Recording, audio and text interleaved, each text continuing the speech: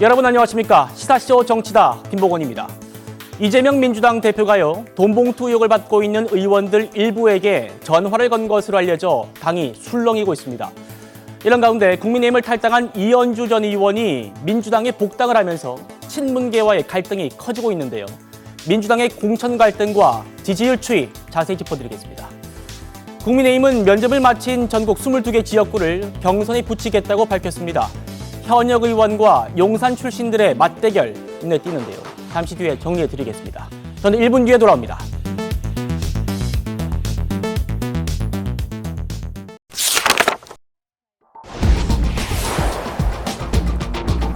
자, 총선이 50여일밖에 안 남았습니다. 공천 갈등이 폭발할 거다 이러던 국민의힘은 순탄하게 공천이 잘 진행되고 있는데 오히려 민주당이 크게 삐걱대고 있습니다. 민주당이 맞닥뜨린 3대 악재, 지금부터 저희가 분석해 드릴 겁니다. 먼저 저희가 준비한 영상부터 보시죠.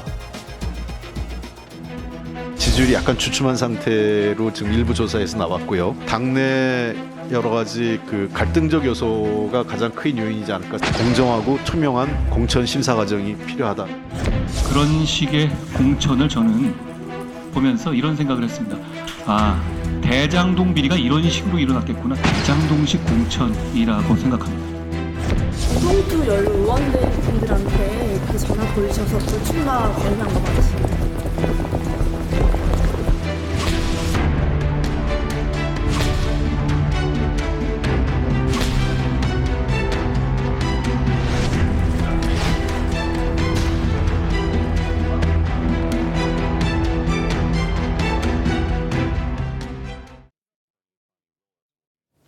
오늘 한국갤럽이요, 여론조사 결과를 공개했습니다.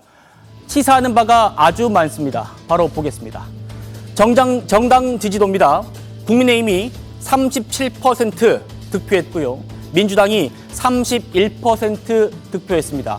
전주 대비 2주 전 대비해서 국민의힘은 3%포인트가 올랐고요. 민주당은 4%포인트 떨어진 겁니다. 6%포인트 차이인데 물론 이 조사의 오차 범위보다는 안쪽에 있기 때문에 우려를 말씀드릴 수는 없습니다만 이 추세, 이 추이를 한번 잘 봐주십시오. 다음 그래프요. 정당 지지도 국민의힘이 37%, 민주당이 31%라는 점은 말씀드렸고요.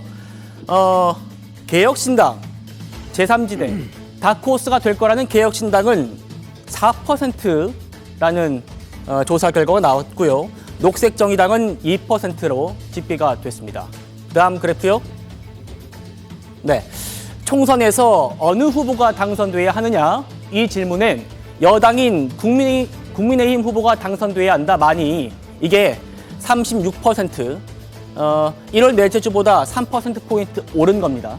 그리고 제1야당인 민주당 후보가 당선돼야 한다 더 많이, 이 얘기는 31% 지지를 받아서 1월 넷째 주보다 2%포인트가량 하락을 했습니다. 제3지대도요, 제3지대도 2월 셋째 주 지금 조사에서 18%가 나왔는데 1월 넷째 주보다 6%포인트가량 떨어진 겁니다.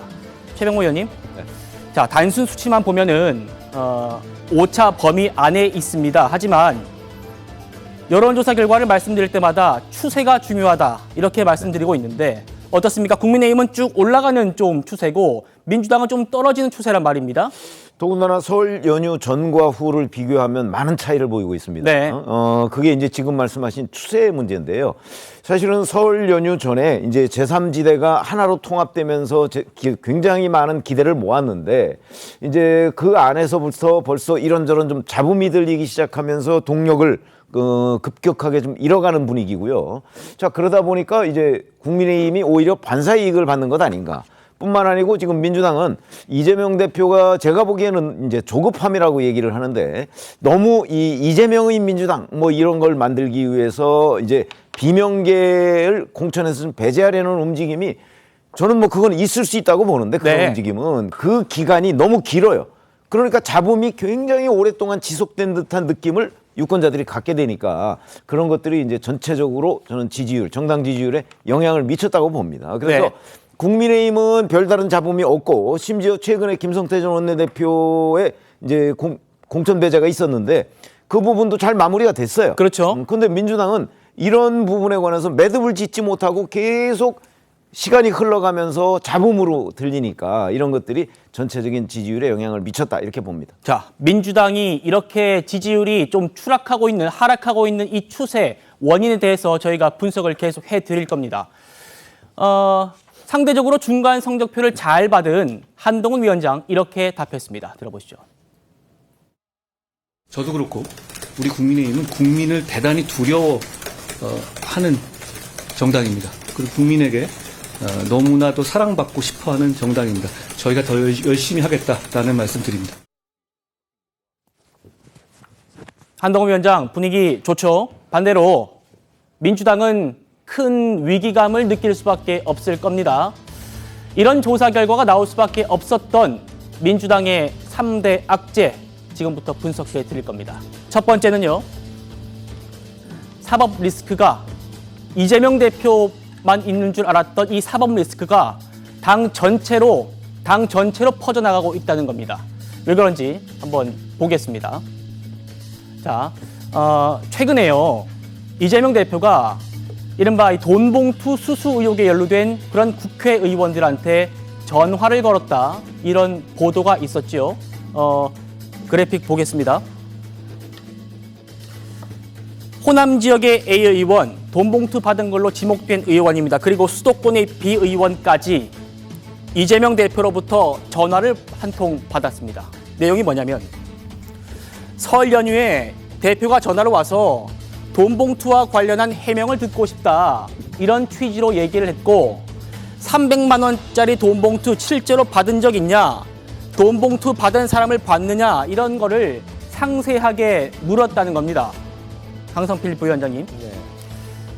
돈봉투 의혹 당사자들한테 불출마를 타진하려고 한 거 아니냐 이런 의도로 해석이 되고 있는데 아니 이분들 입장에서는요.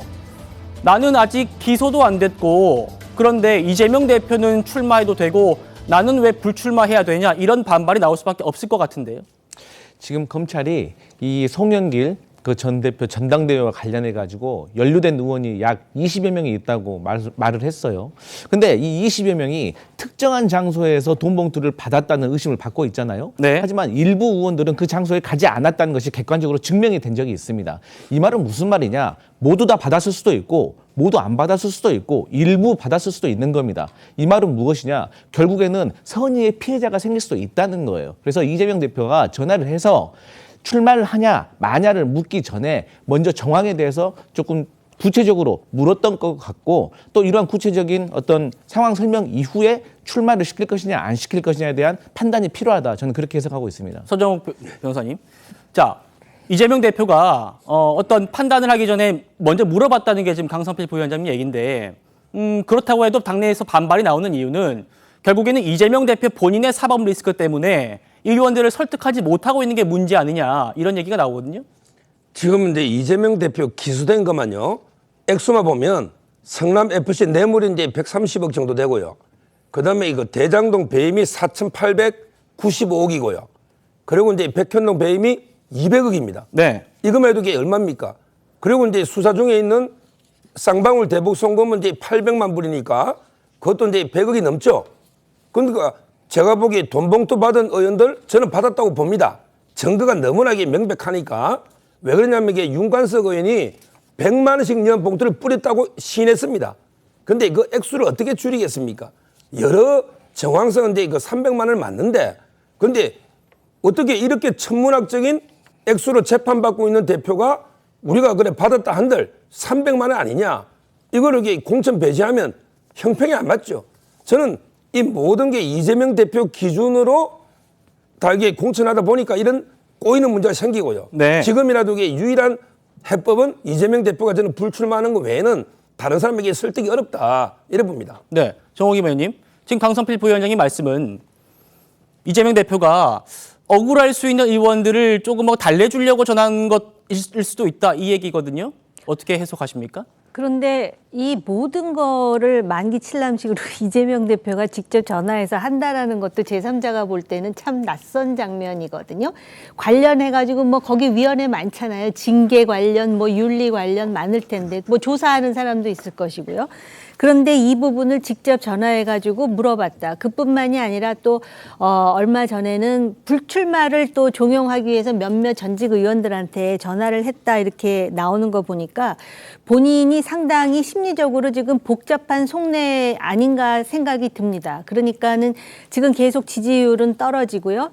개혁을 하기 위해서는 뭐 돈 봉투를 받았다든지 또는 지금 기소 상황 하에 있는 사람들을 어떻게 해서든지 정리를 해야 되는데 자신의 처지를 보면은 그 사람들이 반발할 것은 명확관화하고요.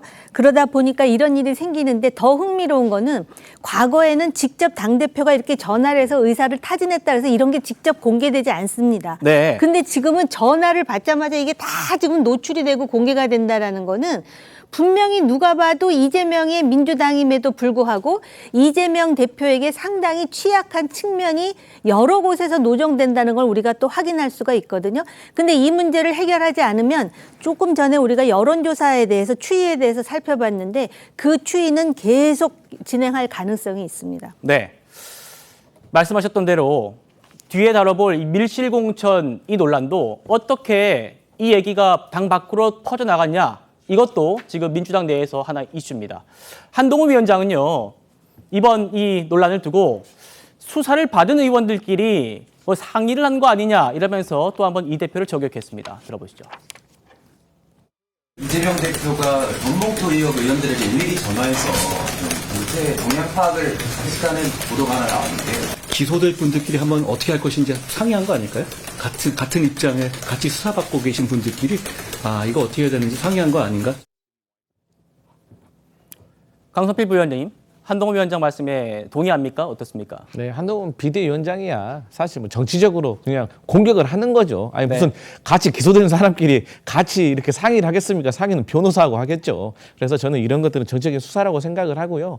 사실 저는 이런 면이 있는 것 같아요. 그러니까 저희 민주당에서 이 공천과 관련해서 기소가 되신 분들에 대해서 일괄적으로 어쨌든 후보 등록은 할 수 있게 열어놨잖아요. 그 이유는 무엇이냐면 만약에 기소가 됐다고 해서 1심에서 유죄가 났다고 해서 이분들을 다 배제를 해버리면 결국에 민주당의 공천권을 검찰에게 넘기는 것밖에 안 된다고 해석을 할 수가 있어요. 그렇기 때문에 저는 사안마다 신중하게 검토를 하고 또 대표가 저는 직접 나서서 사태를 해결하는 것이 저는 가장 효과적이라고 봅니다. 그러니까 예를 들어서 이 공관위원장이 전화를 한다? 공관위원장이 그 의원들과 어떤 친분이 있겠습니까? 그러면 본인에게 출마를 하지 말라고 하는데 누가 기분 좋아하겠습니까? 그렇기 때문에 저는 당대표가 나선 것이 맞는데 또 그 말을 듣는 의원들로서는 어쨌든 자신의 정치적 미래가 걸려있기 때문에 민감하게 반응할 수밖에 없고 민주당 같은 경우는 의석이 많기 때문에 구조적으로 이런 일이 벌어질 수밖에 없다. 그래서 잘 해결해 나가야 된다. 이런 말씀 드리겠습니다. 알겠습니다. 이재명 대표가 이 돈봉투 의혹 의원들한테 직접 전화까지 한 그 배경에 대해서 국민의힘이 이분을 처리하는 모습이 영향을 미쳤다는 얘기가 민주당 내부에서 나오고 있습니다. 들어보시죠. 아쉬운 심정 가눌 길이 없지만 이제 우리 당의 시스템 공천 결과를 받아들이려 합니다. 당과 민주주의에 대한 헌신과 기여로 답해 주신 한동훈 위원장께 심심한 감사의 말씀도 전합니다. 차 교수님, 예. 제가 민주당 쪽을 취재를 해보니까 지금 뭐라고 하냐면 방금 보신 이 김성태 전 의원은 사면 복권이 됐는데도 국민의힘이 컷오프를 시켰다.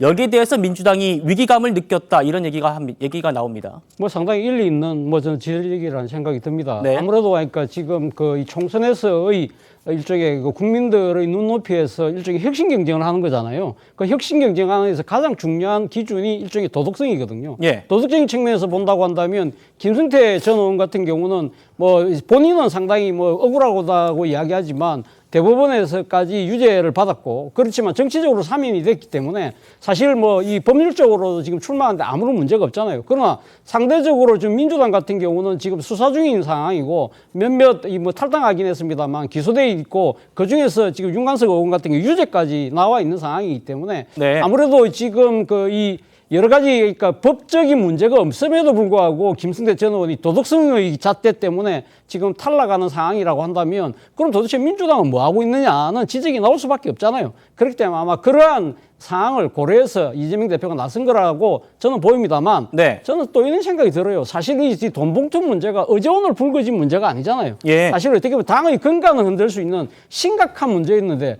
저는 이런 생각이 들었어요. 이 이야기를 듣고 그럼 그동안 그럼 이재명 대표 한 번도 물어보지도 않았다는 거야?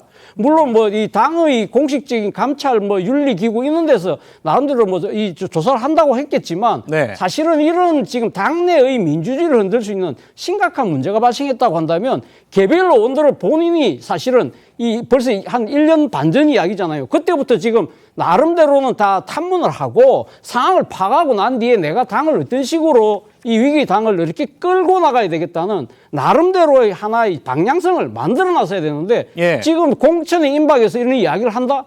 누가 지금 제대로 된 답변을 하겠습니까? 그러게요. 그런 측면에서 보면 정말 정치인 타이밍인데 상당히 저는 잘못된 타이밍을 잡고 있는 것이 아닐까 하는 생각이 듭니다. 네. 지금 이제 법적으로 돈봉투가 중요한 게 정당법만 어긴 게 아니에요.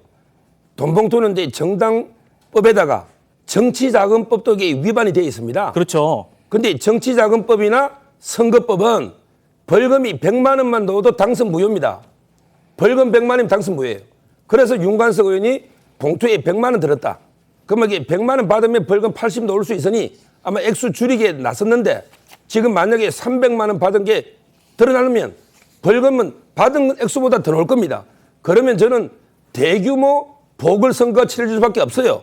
그만큼 이게 돈봉투 사건은 엄중하기 때문에 20명 가까이 보궐선거 할 수는 없잖아요. 네. 따라서 이제 공천 폐지해야 됩니다. 예. 이 대표의 숙제 그리고 민주당의 악재 이 두 번째는 바로 저희가 어제도 전해드린 818호의 밀실공천 논란입니다. 이재명 대표가 소위 찐명계 의원들과 모여서 재판을 받고 있는 의원들의 컷오프를 논의한 것으로 드러나서 논란이 일고 있는 건데요. 자, 최 의원님. 네. 지금 이재명 대표는 수사와 재판을 10개 혐의로 받고 있는데 다른 의원들을 사법 리스크를 문제 삼는 거 이거 온당하냐 이런 얘기가 지금 나오고 있어서요. 저런 점 때문에 818호에 모였던 그 이른바 찐명 의원들도 아마 상당히 민망했을 것 같아요. 더군다나 이재명 대표가 그 자리에 참석했다는 거 아니겠어요? 네. 그런데 이재명 대표보다 어찌 보면 범죄 혐의나 이런 것들이 조금 덜한 사람들의 그 어떤 출마 문제를 그 자리에서 얘기를 하면 그게 뭐 이재명 대표는 과연 무슨 생각을 하고 있었을까 그 얘기를 해가면서 내 얘기가 아니니까 괜찮다?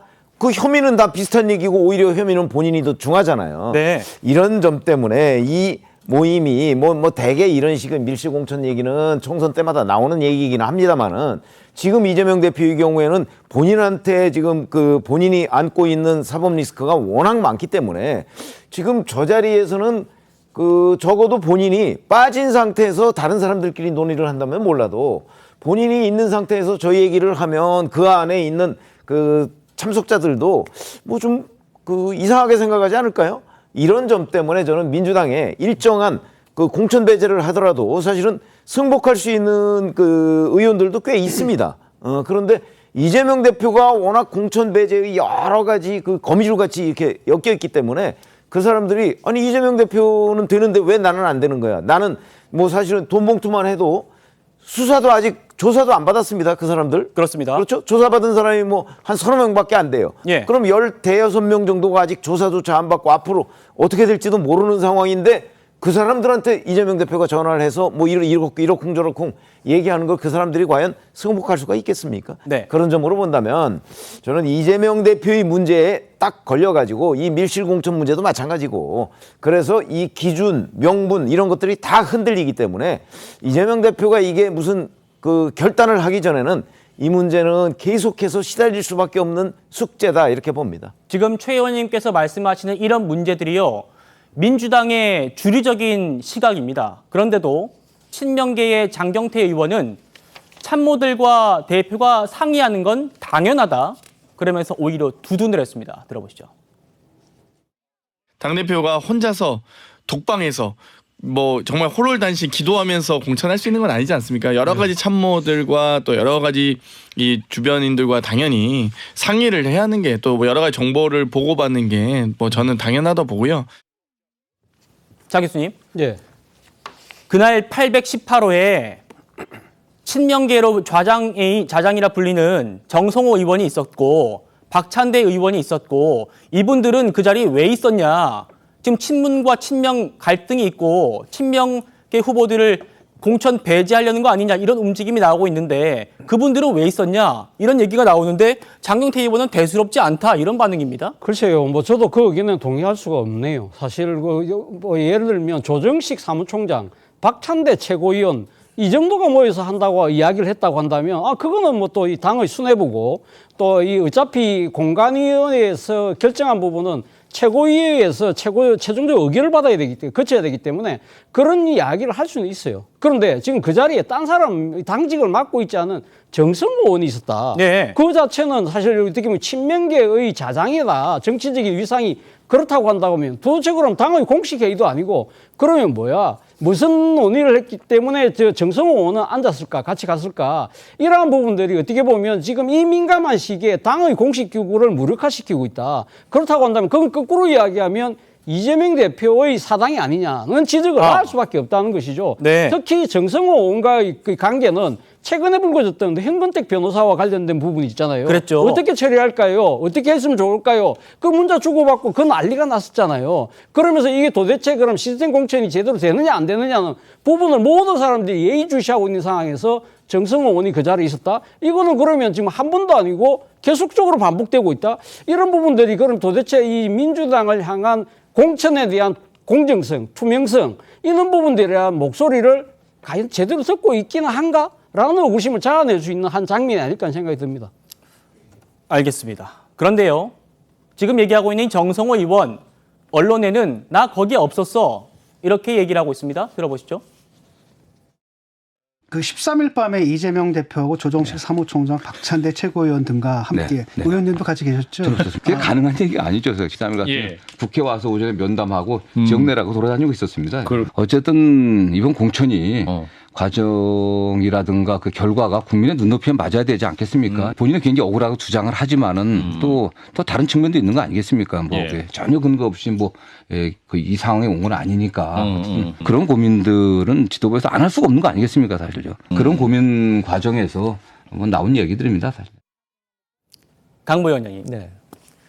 정성호 의원은 예전에 뭐 김용, 정진상 이 면회에 갔을 때 처음에도 기자들의 그 취재에 나는 안 갔다라고 또 말씀을 하셨던 적은 있습니다. 그리고 지금 말씀하신 것과 저희 취재 내용도 조금 다른 부분이 있어요. 이런 정황들 보면 당시 참석했던 그 818호에 참석했던 의원들이 만약에 이게 정말 없었던 일이라면 강하게 오보 대응을 해야 되는데 그러진 않고 있단 말입니다.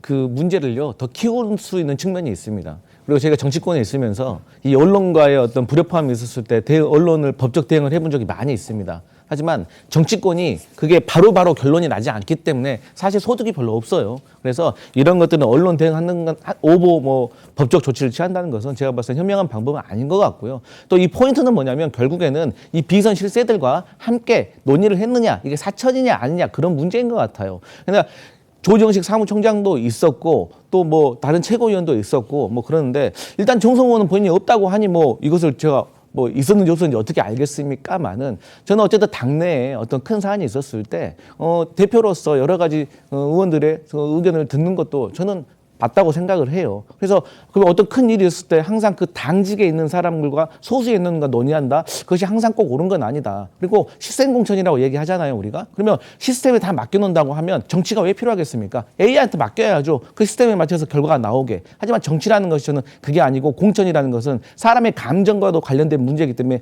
예민하기 때문에 저는 이러한 과정들이 좀 필요하다. 다만 어떤 불협화음이 나면 잘못이 되는 거고 나지 않으면 또 잘 된 것이다. 저는 그런 측면이 불가피하게 있다 봅니다. 강모 의원님, 제가 질문을 드리고 싶은데 이 문제에 대해서 대응을 하면 오히려 일이 커질 수 있다. 이렇게 말씀 주셨어요. 근데 지금 이게 그럴 문제가 아닌 것 같아서요. 이런 지금 밀실 공천 논란이 엄청 커지고 있어서 당내에서 반발이 나오고 있는데 이거를 이걸 대응하지 않아가지고 오히려 지금 문제가 되고 있는 거 아닙니까? 저는 이 반발이 커지고 있다는 것은 어떤 본인과 이해 당사자들이 관심을 가지고 있는 거지, 사실 전체 저희 민주당이 지금 현재 163석을 가지고 있는데 저는 아직까지는 그게 당 차원에서 크게 법적 대응을 해야 될 것까지는 저는 피부로 못 느끼고 있어서 저는 개인적인 의견을 말씀드렸습니다. 전 정치적인 얘기를 좀 듣고 싶어서 그런데요. 서정욱 변호사님. 제가 보기 참석한 게 팩트니까 대응을 못하는 거죠. 말을 이렇게 빙빙 돌려서 이야기하시는데 이거요. 한동훈 위원장 보십시오. 자그마한 오버라도 적각 24시간 내에 대응해라 하잖아요. 가짜뉴스가 이게 얼마나 당에 치명적인 해악을 끼치는데 만약에 진짜 참석 안 했다면 바로 고소하고 언론 중재하고 뭐 온갖 수단 다 동원했겠죠. 그러면 이 기자가 이 엄청난 기사를 쓰면서 뭐 예를 들어 이게 요즘 다 핸드폰까지 다 찍는 시대 아닙니까? 증거 없이 기사 썼겠습니까? 저는 결국 팩트이기 때문에 오버 대응하다가 무고로 걸립니다. 예. 그래서 이제 대응 못하고요. 이 문제는 정말 이거야말로 우리 민주당의 당직 중에 친명, 좌장 이런 당직이 있습니까? 없잖아요. 예. 이거야말로 비선, 밀실, 사천 아닙니까? 이거는 민주당의 치명적인데도 저는 무대응은 팩트다. 이렇게 보면 돼요. 예. 저희 TV조선 취재진의 취재에 따르면요. 이 회동에 당시 818호 회동에 참석했던 한 국회의원은 이 모임은 일주일에 한두 번 정도 모이는 사랑방 성격이다. 사랑방 성격이다. 이렇게 의미를 축소했습니다. 정호기 의원님. 총선을 어떻게 할 거냐 걱정하면서 여러 의견들을 공유한 것뿐이다. 이렇게 의미를 좀 축소하는 것 같은데 어떻게 들으셨습니까? 이걸 몇 가지 차원에서 볼 필요가 있는데요. 제가 볼 때는 이재명 대표의 의사결정 방식인 것 같아요. 그러니까 과거에 시장으로 있었을 때 또 경기지사로 있었을 때 당대표로 있었을 때 보면은 최측근 있지 않습니까? 네. 과거에 정진상, 김용, 지금은 뭐 정성호라든지 박찬대라든지 조정식 이런 사람들. 그러니까는 당의 공직기구에 있는 사람들도 있지만 정성호 의원 같은 경우는 그런 공직기구에 해당하지 않는 사람임에도 불구하고 메시지를 통해서 현근택 변호사의 거취에 대해서 의논을 한다든지 지금 이런 식으로 밀실 공천이라고 할 수 있는 사천이라고 할 수 있는 의심을 받기에 충분한 이런 모임이 다 노출이 된다라는 거는 분명히 정책 결정 방식에 있어서 공적인 기구보다는 그런 어떤 사적인 서클 내지는 이런 걸 바로 비선이라고 하는 겁니다. 바로 이런 거를 더 선호하는 것이 아닌가라는 측면하고요. 네. 그다음에 두 번째로는 지금 민주당에서 시스템 공천을 얘기하지만은 이 시스템 공천하고는 전혀 상관없는 이런 문제에 이렇게 경도되어 있는 이유가 뭘까? 제가 볼 때는 지금 이렇게 고민하는 사람들은 대체로 그래도 친명 그룹에 속하는 사람들이 아닌가라는 생각을 해보게 됩니다. 그러니까는 만약 이 사람들이 비명이나 친문이라면은 이미 뭐 여러 가지 이유로 이미 공천 과정에서 제외되었을 텐데 그렇지 않다 보니까 왜냐하면 예를 들어서 그 당대표 경선에서 뭐 좀 돈봉투 의혹을 받는 사람들은 그 당시 송영길 후보를 지지하거나 또는 그쪽에 가까운 사람인데 그 당시 그 당대표 경선의 그 과정을 보면은 송영길과 홍영표 중에 송영길이 대선 후보로 누구를 지지했었고 또 홍영표 후보 측은 누구를 지지했었다라는 게 일반론으로 하기에 뭐 예외는 네. 있을 수 있으나 그런 상황이 벌어지는 걸 봐서 지금 본인이 그거를 바로 이런 비선을 움직임으로써 지금 고민하고 있는 게 아닌가 이런 생각이 드는데 이게 지금은 알겠습니다. 공천 초기니까 그렇지만 앞으로 공천이 계속돼서 이거는 굉장히 큰 문제로 폭발될 가능성이 있습니다. 예, 알겠습니다. 조금 논의를 집중해서 했으면 좋겠습니다. 최 의원님, 네. 저희가 계속 그 참석자 의원들한테 물어보고 있는 내용인데 그러니까 이재명 대표 본인이 이런 사법 리스크가 큰데 재판받고 있는 의원들, 사법 리스크 받고 있는 의원들을 컷오프 하는 게 논의하는 게 맞느냐 이렇게 물었더니 여기 한 참석자가요. 노 의원은 돈봉투 소리가 조작이라고 하더니 재판에서는 합법적인 후원금이라고 말을 바꾸지 않았냐. 이거는 이재명 대표와는 상황은 다른 거다. 이렇게 해명을 했다고 해요? 어떻게 들으셨습니까? 근데 노웅래 의원이 재판에서 예를 들어서 말을 바꿔서 말을 바꿨기 때문에 이 사람은 나중에 이제 유죄가 나올 가능성이 높다 하는 거는 사법적 문제고요. 사실 정치적으로 본다면 지금 노웅래 의원이 받고 있는 저 돈봉투 의혹이나 일부 뇌물 의혹과 그 이재명 대표가 받고 있는 거는 훨씬 더 심각해요. 노웅래 의원보다. 그렇기 때문에 이재명 대표는 물론 지금 그 재판에 가서 다 부인하고는 있지만 네. 부인하고 있다고 그래서 그럼 그 재판의 나중에 결론이 선고가 무죄가 나올까요? 그건 지금 아무도 몰라요. 그런데 현재 검찰의 수사 결과로 받고 있는 이재명 대표와 노웅래 의원의 혐의는 이재명 대표가 훨씬 엄하다는 거죠. 그렇기 때문에 뭐 노웅래 의원이 뭐 일부를 시인했느냐 안 했느냐는 문제와 달리 자, 공천에서 지금 검찰이 기소돼서 앞으로 유죄가 나올 가능성이 높은 사람이 누구냐라고 했을 때 둘 중에 누구냐 이렇게 하면은 많은 사람들은 오히려 이재명 대표를 꼽을 가능성이 좀 더 높다고 보는 거죠. 그런데 그 이재명 대표가 포함된 그 밀실 회의에서 노웅래 의원을 컷오프하는 문제를 그 논의한다는 게 이게 적반하장 아니냐? 저는 아마 상당수의 민주당 의원들도 오히려 그렇게 그 이해하고 있지 않을까? 그렇기 때문에 지금 그 이재명 대표의 저런 식의 스타일 뭐 이런 것들이 자 이게 시스템에 의한 공천이다 이렇게 얘기할 수가 없는 대목이라고 저는 생각합니다. 진중권 교수도 지금 최 의원님 말씀과 입장이 비슷한 것 같습니다. 저희가 준비했습니다.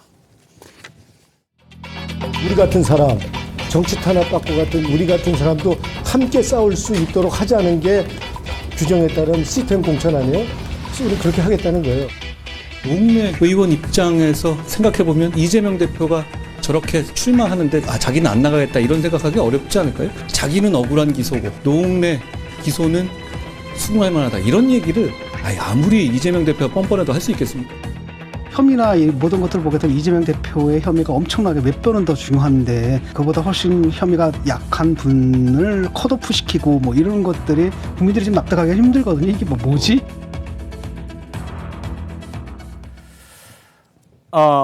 민주당의 추가 악재 또 설명드리려고 하는데 바로 아직도 정리되지 않은 친명 친문 갈등입니다. 이어서 전해드리겠습니다.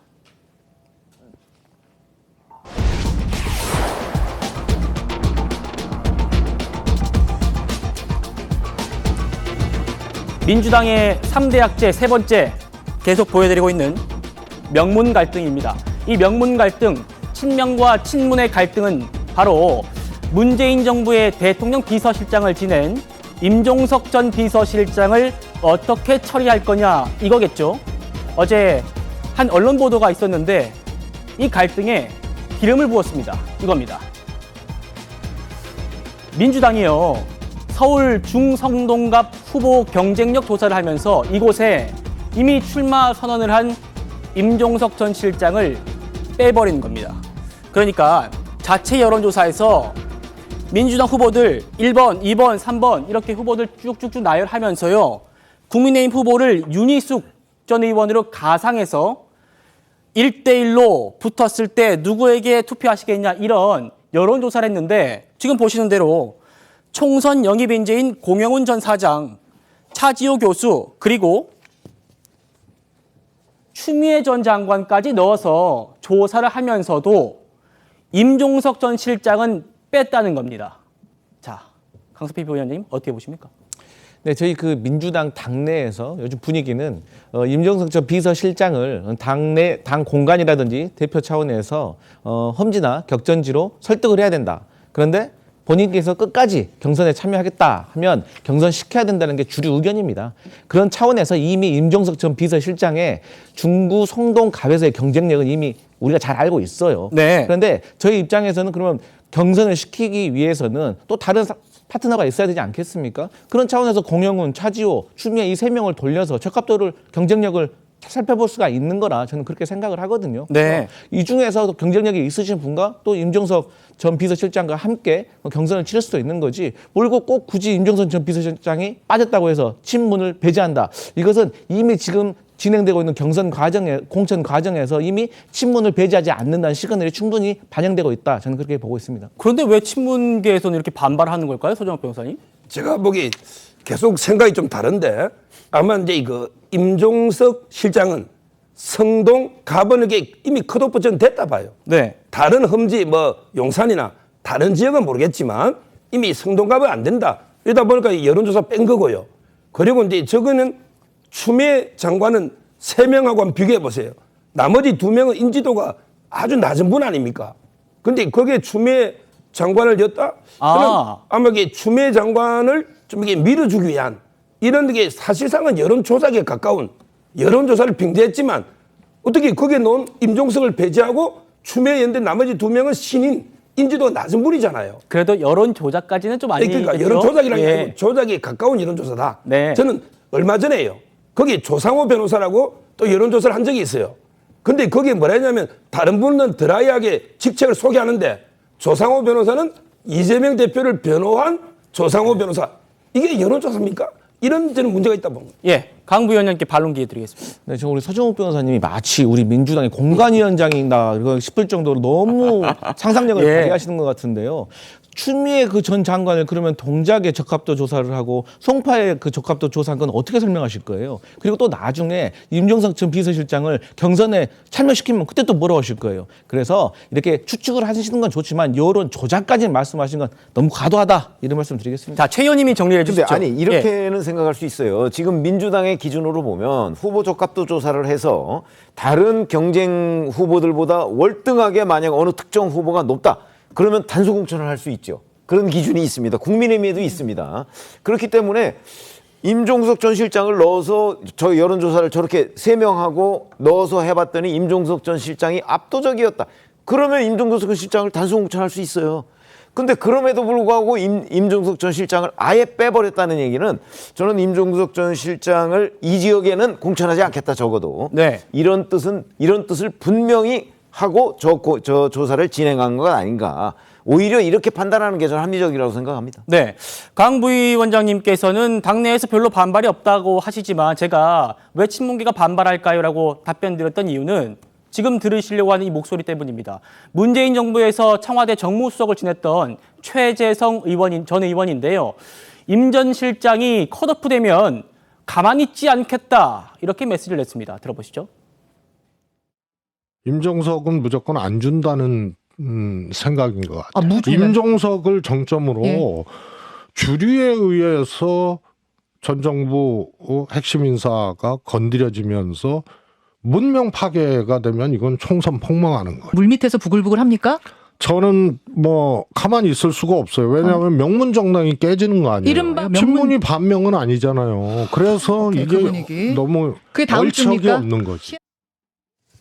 차 교수님, 네. 만약에 정말 임 전 실장을 여론조사도 놓지 않고 떨어뜨리고 추 전 장관에게 공천 준다면 이거 정말 그 갈등은 돌이킬 수 없을 정도다. 이런 얘기가 지금 나온 거거든요. 충분히 그럴 수 있는 상황이죠. 뭐 지금 그러니까 임종석 전 비서실장이 경쟁력이 뭐 모자라서 탈락시키는 장면이 아니잖아요. 네. 지금 임혁백 공관위원장도 이야기했지만 정권 교체에 대한 책임을 물어서 지금 탈락시키는 상황이라고 한다면, 그리고 그 대타로 만약에 추미애 전 장관을 그 지역에 넣는다고 한다면 이건 논리적으로 성립되기가 누가 봐도 이 지금 그러니까 합리적으로 받아들일 수 없는 상황이잖아요. 그런 측면에서 봤을 때도 그런 것이고, 또 임종석 전 비서실장이 지난 문재인 정권 때 1기 비서실장으로 사실은 당시 문재인 정권을 상징하는 정치적 상징성을 갖고 있다는 것이죠. 그렇다고 한다면 사실은 임종석 전 비서실장이 제가 봤을 때도 자신이 두 번 국회의원을 했던 지역으로 돌아가는 것은 정식 명분이 사실은 별로 없었어요. 그렇다고 한다면 저는 그러니까 민주당에서 이 임종석 전 비서실장의 중구 성동갑 출마가 껄끄럽다고 하면 정치적인 테러를 열어줄 필요가 있다. 뭐냐 하면 일종의 당신처럼 정치적 상징성과 경쟁력을 갖춘 분이라고 한다면 좀 더 우리 민주당이 어려운 곳에, 그리고 특히 윤석열 정권을 심판할 수 있는 상징적인 곳에 가서 조금 해달라 라고 만약에 했다고 한다면 첫 단추를 그렇게 끼었다고 한다면 이렇게 문제가 불거질 상황이었을까? 이런 부분들을 보면 앞서 우리가 이야기했던 이재명 대표 여러 가지 지금 공천 국면에서의 그런 모습과 이 오버랩되면서 상당히 이재명 대표의 정치력에 어느 정도 한계가 지금 보이고 있는 것이 아닐까라는 안타까움을 지울 수 없다는 겁니다. 네. 친명계에서는요, 이렇게 해명을 하고 있습니다. 추 전 장관은 특정 지역에 공천 신청을 한 게 아니지 않냐. 임종석 전 실장과는 다르다. 이겁니다. 들어보시죠. 추미애는 되고 임종석은 왜 되냐? 그 추미애 전 장관은 그 어떤 특정 지역 공천 신청을 한 사항이 아니거든요, 사실. 그렇기 때문에 그게 가능한 거고 임종석 비서실장은 특정 지역에 지금 전략적으로 지정된 지역에 공천 신청을 해놓고는 하니까 이게 문제가 더 꼬이게 된 거죠. 이재명 대표와 그 측근 의원들의 이 818호 비공개 심야 회동에서도 이 임종석 전 실장의 얘기가 나왔었다고 전해지고 있습니다. 정호기 의원님, 컷오프 또 험지 출마 이런 얘기가 나왔다고 하는데 실제로 지금 송파 갑으로 이동해서 나와야 하는 거 아니냐, 임종석 전 실장에게 이런 얘기를 나오고 있는데 저희가 취재해본 바로는 임 전 실장은 나는 옮길 수 없다 이렇게 완강한 입장입니다. 임종석 실장 주장은 자기가 험지로라도 가겠다라고 연락을 취했으나 이재명 당대표를 포함해서 자기 전화를 받지 않았다라는 주장을 하면서 이젠 너무 늦었다. 자신은 지금 그 문제가 되고 있는 이 지역에 출마하겠다라는 입장인 것 같고요. 친명계에서 나오는 이야기를 들어보면은 어떤 식으로든지 그 지역에는 공천 주지 않겠다라는 입장인데요. 분명한 거는 이런 식으로 친명, 친문의 갈등으로 보이는 상황이 계속되면은 이거 자체가 민주당의 지지율에 상당히 영향을 미친다. 그래서 제가 볼 때는 이번 공천에서 두 인물이 친명, 친문 갈등과 맞아 떨어지면서 두 인물이 상당한 변수가 될 것이다. 그중 한 사람이 임종석이다 이렇게 생각이 듭니다. 한 명은 누굽니까? 제 개인 생각으로는 이현주 전 의원이 아닐까 이렇게 지금 그 얘기를 해보려고 하는 겁니다.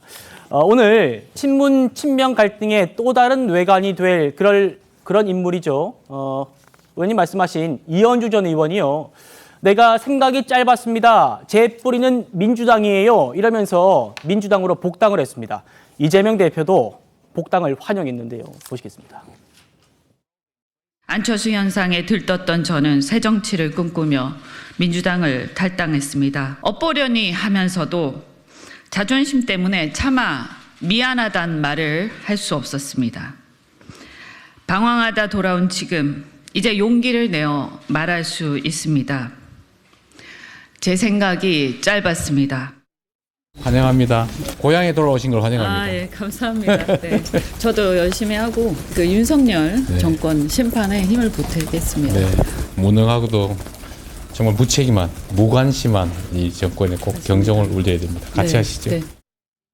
자, 여러분들 보신 저 투샷, 이재명 대표와 이현주 전 의원의 저 투샷, 친문들 시선이 굉장히 곱지 않습니다. 바로 이 전 의원이 그동안 문재인 전 대통령 때리기에 누구보다 앞장섰던 인물이기 때문입니다. 그 모습도 보시겠습니다. 지금 문재인 정권은 헌법 수호 의지가 약한 정도가 아니라 헌법을 정면으로 파괴하고 있습니다. 문재인 정권과 비교를 해보면 그때의 그 탄핵 사유는 지금에 비하면 발끝에도 못 미친다고 생각합니다. 탈원전, 소득주도 성장이란 경제 실험, 북한과 관련해서 계속 안보를 거의 포기하다시피 하는 것, 실제로 국민들의 생활에까지 엄청난 악영향을 미치고 있기 때문에 이번 조국 사태로 문 정권을 떠받치는 8.6 운동권의 민낯이 드러났습니다. 친문으로 분류되는 분들이 이제 반발을 하시는 경우가 많고 친문과 친명의 갈등이나 이런 문재인 정권이 아니잖아요 지금. 그때는 살아있는 권력이니까 비판했지만 그것은 하나의 역사적 평가로 이제 지나간 것이고요. 저에 대한 비판은 저 달게 받겠다. 저도 반성하겠다. 서정학 변호사님, 지금 문재인 정권이 아니잖아요. 이 얘기는 지금 문재인 당이 아니잖아요. 이 얘기인가요? 어떻게 들으셨습니까? 그렇죠. 지금 이제 이현주 의원에 대해서요. 제가 한마디로 이제 평가를 하면 정치인은 이제 연어가 아닙니다. 연어. 우리 물고기 중에 연어 있잖아요. 연어는 이제 자기가 태어난 곳 모천이라지 모천으로 이제 쭉 가 회귀합니다. 근데 정치인이 그러면 안 되죠. 이현주 의원은 이제 그 민주당에서 시작했죠. 그리고 이제 국민의당, 바른미래당 갔다가 국민의 보수계열 미래통합당 왔다가 다시 이게 고향 민주당으로 돌아온다? 이게 뭡니까? 본인의 이념이 민주 보수주의다, 무당파. 이게 민주도 있고 보수도 있고 이게 뭐 이념이 있습니까? 이게 저는 첫째 문제고 예. 두 번째는 이제 개인적인 인성도 문제예요. 옛날에 그 비정규직 노동할 때 그 식당 있잖아 일하는 분들 이분들이 뭐 밥 해주는 동네 아줌마 어쩌고 저쩌고 비하했던 이게 지금 생생합니다. 그리고 세 번째는 이게 이분이 다 비판했어요. 이재명 대표 비판한 것도 많습니다. 아마 이게 이재명 대표는 그거는 이게 못 본 척하고 아마 영입한 이유는 두 가지 목적 같아요. 윤석열 정권 좀 더 비판해달라. 그 다음에 친문. 바로 이제 임종석의 친문을 저격해달라. 이런 이게 저격수 용도로 이용하려고 아마 이게 영입한 것 같은데 저는 이를 볼 때마다 야, 우리가 아무리 정치판에 철새가 많았잖아요. 왔다 갔다. 근데 이렇게 저는 심한 철새는 처음 봅니다. 좀 이게 이재명 대표도 아무리 저격수가 필요해도 영입할 뻔 해야 된다. 저는 아주 부적절하게 봅니다. 제가 대신 반론을 해드리면 그래도 정치적인 결단이기 때문에 정치인의 조금 그런 표현보다는 조금 뭐 이현주 의원의 더 얘기를 좀 더 들어보시죠. 그리고 강성필 부위원장님 아까 지금이 민주당 정권이 아니잖아요 라고 얘기를 했잖아요. 이현주 전 의원이. 이런 모습 때문에 친문계에서 굉장히 반발을 해가지고 이현주 전 의원의 복당이 늦어졌단 말입니다. 그렇지만 결국에는 복당을 시켜줬어요. 어떻게 보십니까? 네, 저는 개인적으로 이현주 의원에 대해서 몇 번 의사를 밝힌 적이 있는데 제 의견은 그렇습니다. 이현주 전 의원을 복당을 시킨다. 여기까지는 좋단 말입니다. 그러면 불출마를 하든지 아니면 험지로 가야 된다. 그러니까 이현주 의원이 오늘도 밝혔습니다. 본인의 출마와 관련해 가지고는 당과 당원에 맡기겠다라고 하셨거든요. 그랬기 때문에 저는 과거에 본인이 있었던 어떤 친문과의 갈등, 그래서 또 우리 당내 분란이 커지지 않기 위해서 본인이 좀 백의종국하는 모습을 보여줬으면 좋겠다. 그래서 뭐 국민의힘에 김경률이 있다면 민주당에 이현주가 있다. 그 역할을 좀 해줬으면 좋겠다. 이런 말씀 드리겠습니다. 알겠습니다. 최 의원님은 어떻게 좀 보십니까? 이 지금 뭐 이현주 전 의원이 임 전 실장이 나가려던 중성동 갑에 전략 공천 될 수도 있다 이런 얘기가 나오거든요. 글쎄 뭐 어디든 뭐 전략 공천이야 이재명 대표의 뜻이 있으면 할 수가 있겠죠. 근데 이제 문제는 어디에 있냐면 사실은 이현주 전 의원이 이제 문재인 정부를 비판한 여러 그 사례들이 있어요. 아마 그거 앞으로 계속해서 나올 거예요. 그렇게 되면 자 이현주 전 의원을 받아들이면 결국 이재명 대표가 지금 이재명 대표 그렇지 않아도 친문들 임종석 전 실장을 비롯한 일부 친문들을 공천해서 배제하려는 움직임과 관련해서 뭐 이런저런 논란에 휩싸여 있잖아요. 그런데 더군다나 거기에 친문을 집중적으로 공격했던 이현주 전 의원까지 합쳐지면 이게 저는 증폭될 가능성이 있다고 봐요. 이른바 지금 그 친문들의 반발 이런 것들이 아직은 집단화되고 있지는 않은데 지금 만약에 임종석 전 실장 공천 배제와 그다음에 이현주 전 의원의 복당까지가 한꺼번에 엮이면 친문들도 아마 집단적인 반발에 도달할 가능성 있다고 봅니다. 바로 최재성 전 정무수석이 가만히 있지 않겠다 이런 얘기를 하고 있잖아요. 거기에 그 이현주 전 의원이 저는 그 불에 기름을 붓는 그런 현상이 되지 않을까 싶은 생각이 들어서 이재명 대표가 지금 상당히 위험한 그 국면을 가고 있는 것 아닌가 이렇게 판단이 됩니다. 저희가 지금까지 민주당의 3대 악재 전해드렸습니다. 이런 이유들 때문에 민주당이 지금 지지율이 조금 하락하고 있는 분위기가 아닌가 분석해 드렸고요. 저희는 다음으로 윤석열 대통령 얘기 한번 해보겠습니다.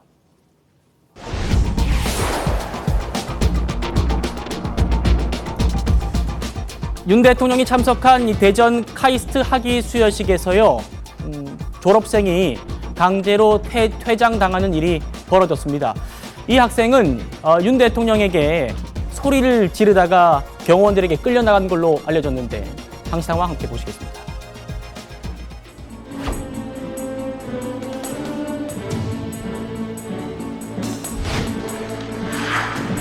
여러분이 나아가는 길에 도전하십시오.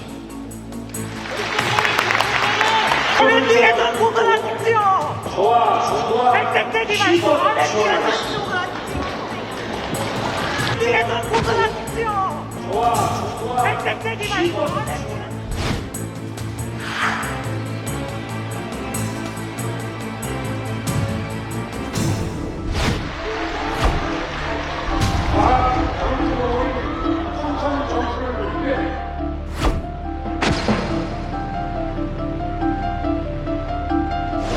영구해산 복원 요구하는 카이스트 졸업생까지 끌어낸 윤석열 대통령은 이틀막 대통령입니까? 자, 영상을 보시면 대통령이 축사를 하는 중에 좌석에 있던 졸업생 한 명이 일어서서 R&D 예산을 복원하십시오. 생색내지 말고 복원하십시오. 이렇게 소리를 쳤고 지금 보시는 대로 주위에 있던 경호원들이 몰려가서 입을 막고 몸을 들어서 행사장 밖으로 끌어냈습니다. 그런데요, 저희가 취재해보고 그리고 언론 보도를 통해 나오는 바로는 이 학생의 신분이 졸업생 겸 녹색정의당의 대전시당의 대변인 정치인인 걸로 알려지고 있습니다. 녹색정의당의 대전시당 대변인 정치인 출신으로 알려지고 있습니다. 자, 일단 이분의 어떤 신분은 좀 이따가 더 얘기를 해보도록 하고요. 최 의원님, 네. 지금 저희가 보여드렸습니다만 얼마 전에 이제 강청희 의원이 또 이런 일이 있었기 때문에 또 뭐 이런 일이 오버랩되고 있는데 좀 어떻게 보십니까? 그러니까 경호의 수칙상 따져보면요, 대통령이 있는 자리에서 저런 식으로 소리를 지르고 뭐 이렇게 행사 진행을 방해하고 하는 것은 경호 우위의 요인입니다. 그렇기 때문에 그 뭐 강제로 끌어내고 그걸 제지하는 거는 경호 수칙상 맞는데, 자 그러면 진보당 강성희 의원의 지난번 그 어떤 소리 지른 사건하고 관련해서 그거하고 정확하게 일치하느냐? 저는 그렇지는 않다고 생각합니다. 네. 그게 왜 그러냐면 강성희 의원의 경우에는 대통령하고 직접 악수를 하는 아주 근접한 거리에 있었어요. 이렇게 되면 우회의 정도가, 우회의 가능성의 정도가 훨씬 높아지는 거거든요. 그런데 이 학생의 경우에는 상당히 거리가 떨어져 있었어요. 그러니까 그냥 객관적인 상황이 비슷한 것처럼 보이지만 우회의 정도가 많이 다릅니다. 그런 점에서 본다면 저 상황에서 물론 뭐 저 졸업생이 뭐 녹색정의당의 대변인이다 아니다 뭐 그런 건 저는 별로 중요하다고 생각하지 않고, 네. 다만 이제 소리를 지르고 경호 우위의 요인이 있는데 거기에서 강제로 끌어냈어야 되는 것이냐 하는 부분은 조금 생각이 다르다.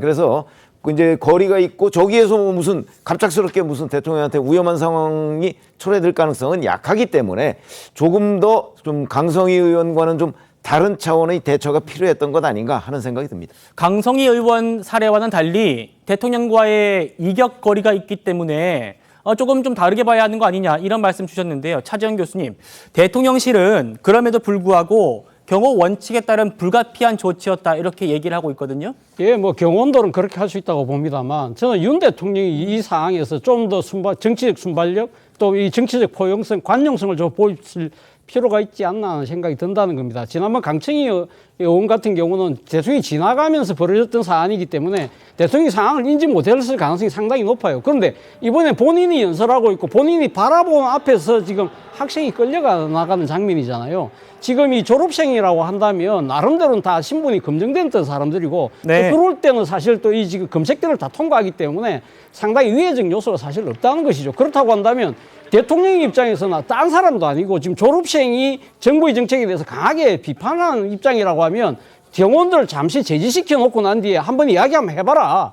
그러면서 그 자리에서 학생의 이야기를 듣고 거기에 대해서 적답을 해주는 행태로 만약에 했다고 한다면 저는 사실 어떻게 보면 대통령 입장에서는 가장 어떻게 보면 바람직한 모습으로 비치면서 전 대통령 지지율, 국정 지지율이 또 올라가는 하나의 모멘텀을 만들 수 있는데 정말 안타깝다는 것이죠. 예. 이거는 지난번 강청희 사건 때 이 지금 많은 비교되면서 돌았던 영상이 2013년도에 오바마가 샌프란시스코 강연장에 가서 이민개혁에 관한 이야기할 때 딴 사람도 아닌 한인계 학생이 이민자 추방하지 말라고 강력하게 이야기할 때 그때 끌려가 나가려고 할 때 오바마가 제지를 하면서 내가 그 이야기하러 온 거다.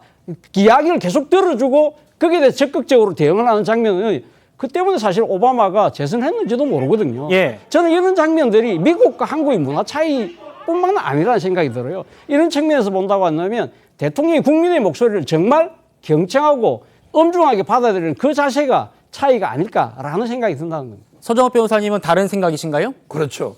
저는 이제 경호라는 게요, 꼭 칼이나 총으로 이게 신체 테러 막는 것만 이게 경호가 아니에요. 제가 보는 경우는 세 개입니다.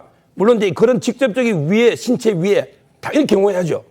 두 번째, 옛날에 최모 목사처럼 몰래 이제 카메라 같은 거 들고 가지고 녹음한다. 이것도 경호원이 끌어내야 됩니다. 그거 처벌해야 됩니다. 그것도 경호원이 할 일이에요.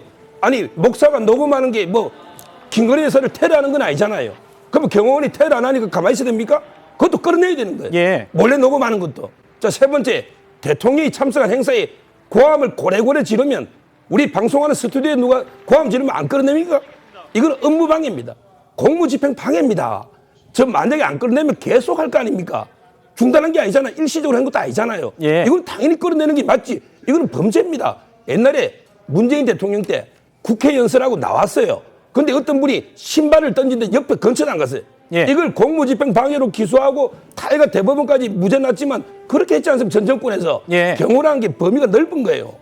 자, 지금 녹색정의당이 이 졸업생의 신분이 대변인이라는 점을 인정하고 이 대변인에게 가해진 이런 행동들에 대해서 좌시하지 않겠다, 대응하지 않겠다라고 하는 점도 저희가 전해드렸습니다. 여기까지 정리하고요. 저희는 총선 얘기 좀 해보겠습니다.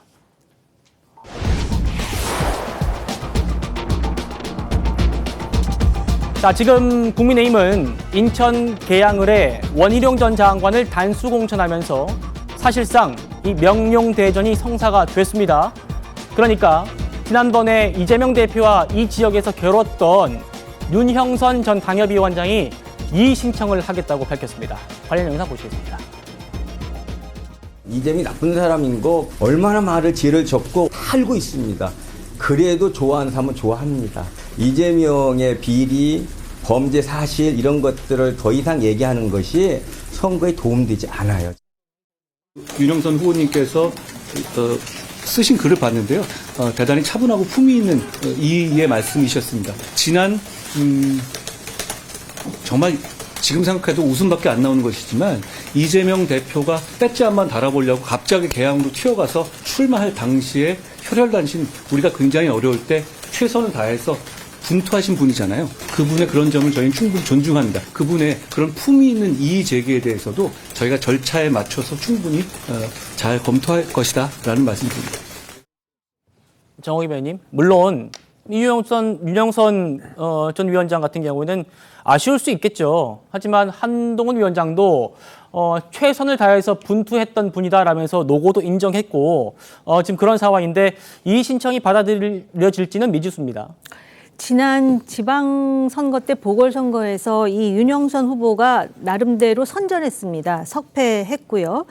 그리고 이번에 이제 그 전략 공천 지역으로서 원희룡 전 장관이 지금 후보로 공천을 받았는데 지금 한동훈 위원장의 이야기로는 절차에 맞춰서 이것을 처리하겠다 그러면서 윤 전 위원장 노고를 위로했다 그러는데 전략 공천에 따르면 3번 연속으로 패배한 지역에 대해서는 아마 전략 공천을 할 수 있는 것으로 알고 있는데 이런 이의 신청에 대한 당의 절차가 무엇인지 제가 그것까지는 확인해 보지 못했습니다. 그런데 만약에 그 당의 절차에 따라 이의 신청을 받아들이고 나름대로 후속 절차가 있다면 그 절차를 밟는 것도 민주적 정당 운영의 한 방법이라고 생각을 합니다.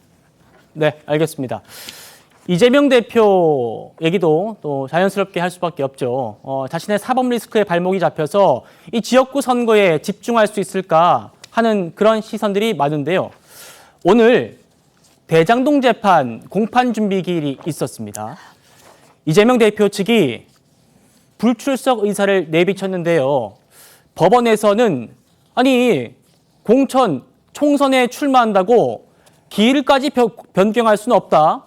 우리는 원칙대로 재판하겠다 이런 입장을 밝혔습니다. 최 의원님, 이재명 대표 측이 방어권까지 포기하겠다 이렇게 얘기했나 봐요. 그렇지만 재판부가 받아들이지 않았습니다. 그렇죠. 이번에 이제 법관들의 인사가 있었기 때문에 이제 공판 갱신 절차라는 걸 진행합니다. 아마 그래서 이제 그 이번 달에 그 한 2차례 정도 더 공판 준비 기일을 하고요. 이게 아마 3월 19일인가에 이제 유동규 전 그 성남도시개발공사 기획본부장의 증언을 계속해서 듣기로 돼 있거든요. 네. 근데 3월 19일이면 뭐 거의 그 총선 후보 등록 이틀 전이에요. 그렇죠. 그렇게 되니까 이제 총선과 관련해서 여러 가지 바쁜 점 뭐 이런 것들이 있기 때문에 이재명 대표가 그 재판에 참석할 수가 없겠다. 더군다나 유동규 전 본부장도 지금 인천 계양을 해 그 출마 선언을 한 상태잖아요. 네. 그러니까 증인도 출마 선언을 했고 피고인도 그 출마를 해야 되기 때문에 도저히 그날 재판에 참석할 수가 없다. 그러니까 참석하지 않아도 될 수 있도록 해달라. 이렇게 이제 변호인이 요구를 했는데 네. 그 재판장이 그거는 재판은 재판이고 그 선거는 선거다. 이렇게 얘기하면서 받아들이지 않았습니다. 예. 저는 뭐 받아들이지 않는 것이 당연하다고 생각을 합니다. 재판 절차를 그런 식으로 뭐 자기 개인적 사정 때문에 나 거기 참석 못 하겠다고 한다면 뭐 재판은 그냥 계속해서 늘어질 수밖에 없는 거 아니겠습니까? 그래서 이번에 그 재판의 원칙 뭐 이걸 지키려는 그 어떤 판사의 태도 저는 충분히 존중할 만하다 이렇게 생각합니다. 차 교수님. 예. 재판부에서 얘기하는 그 3월 19일이라면 총선이 뭐 한 달도 안 남았을 때인데 예. 이때 재판을 나간다. 이거는 굉장히 이재명 대표에게도 위기일 수 있거든요. 그렇죠. 뭐 지금 뭐 아직까지 상당히 기간이 남아 있음에도 불구하고 지금 총선 준비 때문에 지금 재판에도 임하기 힘들다고 한다면 3월 19일 재판도 그때는 뭐 말씀하신 것처럼 바로 지금 이제 이 등록 직전이기 때문에 네. 아마 그걸 갖다가 나름대로 그러니까 사유를 들어서 불출석을 이야기할 수 있겠습니다만 과연 지금 오늘 재판부의 입장을 본다고 한다면 아마 받아들이지 않을 것 같아요. 그런 측면에서 본다고 한다면 또 다른 측면에서 이재명 대표의 사법 리스크가 유권자들에게 다시 부각되는 측면이 있기 때문에 아마 이 지금 그 이재명 대표 입장에서도 상당히 좀 정치적으로 공경한 상황이 아닐까 하는 생각이 드는데요. 네. 저는 앞서 우리가 이야기했던 대로 지금 이재명 대표가 지금 아까 뭐 돈 봉투 받은 의원들한테 전화를 했다 뭐 이런 부분들이 이재명 대표의 사법 리스크하고 잣대가 다른 지금 잣대를 두려고 하는 거 아니냐는 그런 부분들이 있었잖아요. 그래서 아까 서정욱 변호사께서 말씀이 불출마라는 정치적 결단이 필요하다는 부분도 있었는데요. 사실 이런 측면을 봤을 때도 저는 이재명 대표 입장에서는 만약에 진짜 본인의 사법 리스크보다 더 중요한 것이 민주당의 총선 승리라고 한다면 네. 저는 정치적 결단을 지금쯤은 심각하게 한번 고려할 필요가 있지 않나 생각이 듭니다. 아, 그렇군요. 이재명 대표가 재판을 가든 토론을 나오든 나는 이재명 대표 만나고 싶다 이렇게 얘기했던 사람 있죠? 유동규 전 본부장입니다. 얘기 들어보시죠. 대한민국엔 그 아파트를 가지고 장난친 정치인이 있습니다. 국회의원 이재명입니다. 그런 범죄인들이 활개치고 국민들을 기만하고 속이고 하기 때문에 그것을 방관할 수가 없기 때문에 나서게 된 것입니다. 그거를 제 앞에서 제 눈을 똑바로 보고 어떻게 말하는지 보고 싶습니다. 자, 이렇게 결기가 넘치는 유동규 전 본부장처럼요. 나도 절대 한 사람만은 당선시키지 않겠다라면서 출마 의사를 밝힌 인물이 또 있습니다. 바로 최순실 씨, 최서원 씨의 딸 정유라 씨인데요. 한번 보시겠습니다. 안민석이 저한테 숨겨놓은 돈이 300조가 있다고 그랬죠. 저는 그래서 지난 5년 동안 세무조사를 정말 영어까지 다 털렸거든요. 저는 안민석 때문에 망친 제 인생을 생각을 하면 진짜 이가 갈리고 국힘에 민폐를 끼치고 싶지 않고 제 주제에 대해서 정확하게 파악을 하고 있다고 생각을 하는데 저한테 무슨 뚜렷한 정책이 있는 것도 아니고 제가 그렇게 똑똑한 것도 아닌데 저는 그냥 제가 알아서 안민석 데리고 같이 잘 죽을 테니 적어도 오산에 올바르신 분 당선이 되셔서 대한민국 국회가 좀 더 성숙하고 올바른 방향으로 나아갈 수 있었으면 좋겠습니다. 자, 멘트들이 굉장히 생생해가지고 지금 저희 패널 분들도 다 웃고 계신데요. 아시다시피 안민석 의원이 지금 경기도 오산에서 5선 국회의원을 하고 있죠. 서정욱 변호사님 어떻게 보셨습니까? 지금은 이제 그 안민석 의원이 이제 그 두 가지 혐의로 기소 의견으로 이제 검찰에 송치가 된 이런 이제 그 사건인데요. 처음에는 이제 그 사드 도입 있죠. 사드 도입할 때 이제 그 로키드 미국의 그 기업 있잖아요. 네. 여기에 최서원 씨가 관여해서 도입했다. 이게 이제 가짜 뉴스다. 이래서 이제 기소 의견 송치됐고요. 그다음에 더 심각한 거는 바로 이제 독일 검찰입니다. 독일 검찰의 고위 관계자를 만나본 결과 독일 검찰이 수사 중이더라. 마치 이게 독일 검찰하고 본인이 접촉한 것처럼 이렇게 했거든요. 네. 근데 우리 한국 경찰이나 검찰이 독일에 조회해보니 전혀 그런 적이 없다. 따라서 이제 그 부분이 또 기소 의견으로 추가 송치가 됐습니다. 이 정도면 불출마해야 되는 거 아닙니까? 명백하게 가짜뉴스 두 건으로 기소 의견으로 송치가 돼 있지 않습니까? 저는 아마 이제 정유라 씨도요, 뭐라 했냐면 이게 본인이 완주할 생각은 없다 했어요. 아마 이제 선거운동 기간에는 계속 이제 공격하다가 마지막에는 이제 그 사퇴하지 않을까 이렇게 보이고, 아마 그 처음에 기타금 있잖아요. 이거는 이제 후원이 좀 세도하지 않을까 이렇게 보입니다. 네. 그 다음에 유동규 씨도 뭐라 했냐면 자기도 이게 완주는 안 한다. 그냥 평소에 이재명 선거운동 과정에 이재명 대표의 부도덕성을 공격하다가 마지막에는 이제 원희룡과 단일한다. 네. 이렇게 발표했기 때문에 네. 아마 이제 두 분 다 과정에만 오고 결국 완주는 안 할 거로 보입니다. 네.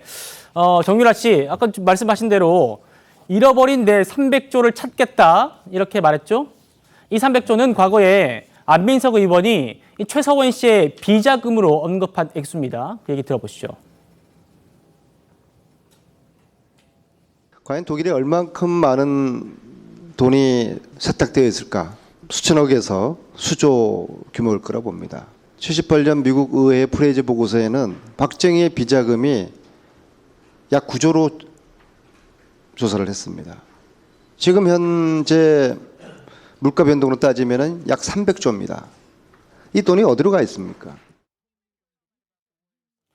자, 차재현 교수님, 지금 이 정유라 씨 또 안민석 의원을 저격하고 있는데 이런 모습도 어떻게 보셨습니까? 뭐 앞서 우리가 뭐 패널들이 웃고 있다고 했는데 다들 웃으면서도 한편으로는 뭐랄까요, 좀 찹찹한 심정을 금할 길이 없다는 거죠. 한국적인 정치적 그 블랙 코미디 같은, 뭐 한국 정치의 블랙 코미디 같은 한 장면인데요. 사실 뭐 정유라 씨 입장에서는 아마 저런 식으로라도 해서 자신의 억울함, 또 뭐 자기가 생각했을 때 자기 그 엄마와 관련된 일종의 저격수노를 했던 안민석 의원에 대한 나름대로의 개인적 감정, 이런 부분들이 분명히 있을 거예요. 그렇기 때문에 저런 부분들을 이야기하는 것이 아닐까 하는 생각이 들고, 또 특히 안민석 의원이 지금 화면에 놓습니다만 이 지금 뭐 저런 분들을 모셔와가지고 뭐 이런 여러 가지 이야기했던 부분들이 사실은 많이 가짜로 판명이 됐잖아요. 그런 부분들에 대한 민심의 따가운 질책을 자기가 앞장서서 한번 해보겠다는 그러한 생각도 저는 뭐 그렇게 나쁘지 않다고는 봅니다만, 그러나 본인이 어차피 지금 이 오산이라는 지역에 아무런 정치적 연구도 없고 본인 스스로가 국회의원이 되고 싶어하는 그런 의지와 욕망도 없잖아요. 단지 개인적인 일종의 감정의 앙금을 풀기 위해서 국회의원 선거를 이용한다는 그러한 부분들에 있어서 이게 저를 비롯한 많은 이 지금 유권자들 입장에서는 슬픈 느낌을, 찹찹한 느낌을 지울 수 없다는 것인데, 사실 정작 이런 이 복잡한 신경을 느낄 사람은 딴 사람들이 아니라 오산 지역의 유권자들이 아닐까 하는 생각이 들어요. 유권자들 입장에서는 정확하게 우리 오산과 더 나아가서는 대한민국 발전을 위해서 제대로 일할 사람을 뽑아야 되는 그 선거전이 일종의 정유라 씨와 안민석의 지금 의원 간의 일종의 개인적인 감정 싸움처럼 돼버릴 경우에 유권자의 선택이 왜곡될 수 있다는 우려를 하지 않을까 하는 생각이 든다는 겁니다. 알겠습니다. 이번 주에 여기까지 하고요. 저희는 여야 대표의 오늘 일정 얘기 좀 해보겠습니다.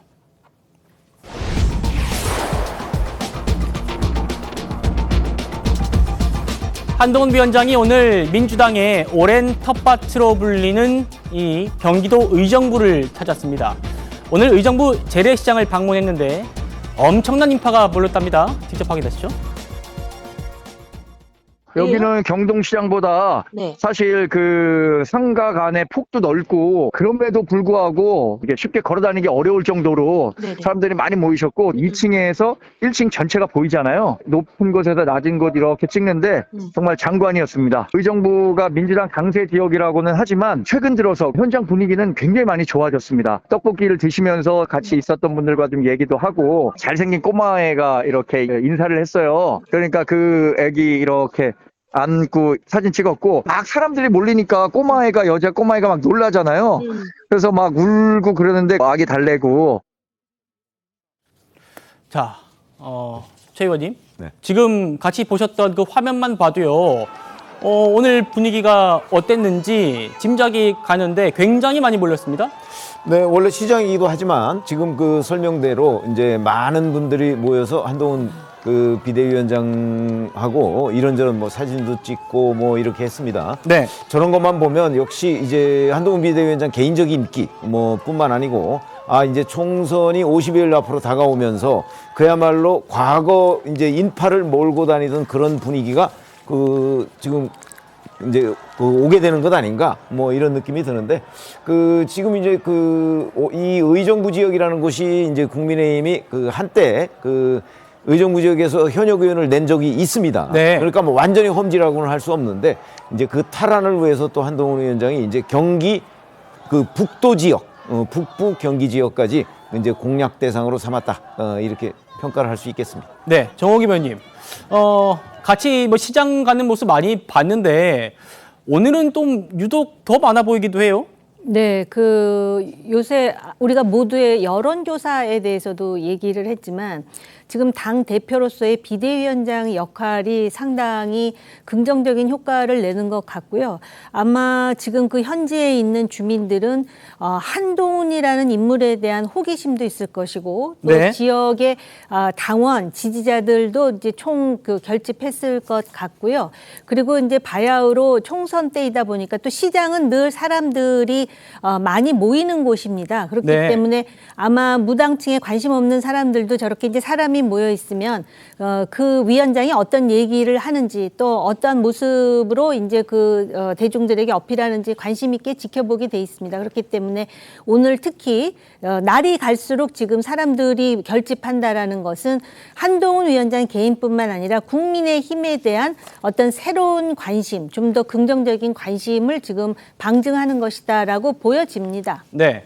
자, 민주당 텃밭이라고 알려진 이 의정부에서도 한동훈 위원장에 대한 굉장한 뜨거운 관심이 느껴지는데 강성필 부위원장님 어떻게 좀 보셨습니까? 네, 저는 한동훈 비대위원장이 의정부를 방문을 해서 많은 분들이 모인 것에 대해서 저는 정치적으로 이렇게 폄하하고 싶지는 않습니다. 네. 그런 모습이라고 보고 있고요. 다만 궁금한 점이 있습니다. 한동훈 비대위원장이 오늘도 가셔가지고 여러 가지 뭐 약속을 하신 것 같아요. 그런데 본인께서 요즘 편입, 그러니까 김포가 서울로 편입된다. 언제? 목련꽃이 필 무렵에. 근데 목련이 제가 보니까 4월 달에 보통 피는데 요즘은 빠르면 3월 달에도 핀다고 해요. 네. 다음 달이나 다다음 달이면 김포시가 서울에 들어가야 되는데 저는 2월 9일에 이미 주민투표가 끝났어야 되는데 과연 이거 선거 끝난 다음에 서울특별시 김포구가 될 수 있을까? 지켜보겠다. 요즘 국민들 속지 않는다. 이런 말씀 드리겠습니다. 네. 서정욱 변호사님. 어떻게 보셨습니까? 지금 보여드린 대로 의정부는 민주당의 텃밭 중에 으뜸 텃밭이다. 이렇게 저희가 또 제목도 달아봤는데 19대, 20대 의정부 을 빼고는 모두 17대부터 21대면 몇 년입니까? 거의 20년 동안 민주당의 텃밭이었던 곳이에요. 근데 거기에 이제 문희상 의장이 있잖아요. 이런 이제 강자들이 물러나고 아들이 여러 문제가 있었지 않습니까? 네. 그래서 이제 이번에 전희경 이제 단수 공천이 됐죠. 이미. 그다음에 정광재 후보 대변인은 이제 경선을 아마 하는 걸로 제가 알고 있는데 이미 의정부는 경기 북부거든요. 거기에는 이제 국민의힘이 전통적으로 강세 지역입니다. 저는 오히려 볼 때. 그리고 이제 조금 전에 우리 강 위원장님이 4월에 목련이 피는데 왜 4월에 안 되느냐 하는데 우리 국어에 비유적, 은유적 이런 게 표현이 있잖아. 상징적. 네. 무슨 말이냐면 이게 목련꽃 피는 4월에 국민의힘이 압승하면 우리 집권 여당의 공약은 실천 아닙니까? 힘 있는 실천이에요. 따라서 이제 4월 총선에 압도적으로 밀어주면 반드시 김포 편입도 이루고 그다음에 경기 남북도도 못 순되는 게 아니에요. 김포는 그 중간에 있어요. 따라서 이제 김포나 이쪽도 편입하고 그다음에 경기 남북도도 나눌 수 있는 다하게 국민의힘이 힘있게 추진하겠다. 예. 4월 총선 이기면 이런 뜻 아닙니까? 예. 이걸 날짜를 가지고 계산하면 그게 안 맞죠. 예, 알겠습니다. 저희가 지금 보내드렸던 한동훈 위원장이 이렇게 핸드폰으로 셀카로 쫙 이렇게 찍는 그런 영상 있죠? 그건 저희가 단독으로 입수해가지고 저희만 보여드리는 영상입니다. 저희가 추가로 들어온 영상들이 있어서 그 장면도 이어서 보여드리겠습니다. 지금 이 영상이 저희가 단독으로 입수한 모습입니다. 한동훈 위원장이 마치 외국에 있는 헐리우드 배우처럼 이렇게 쫙 돌리면서 360도 이렇게 쫙 돌리면서 셀카로 인파를 보여주는 모습인데 마치 외국 배우 같다 이런 평가도 나왔어요. 저희가 보여드렸고 추가로 들어온 영상도 보여드리겠습니다.